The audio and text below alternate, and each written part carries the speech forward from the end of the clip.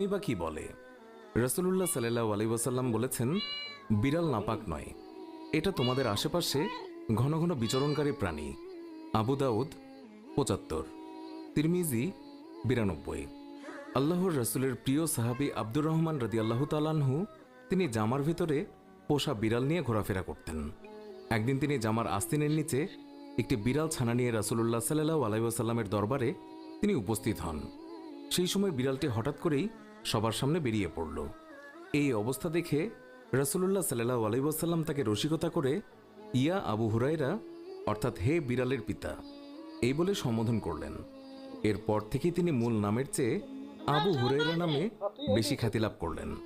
আর সেই দিন থেকেই তিনি নিজেকে আবু হুরায়রা নামে পরিচয় দিতে তিনি বেশি পছন্দ করতেন।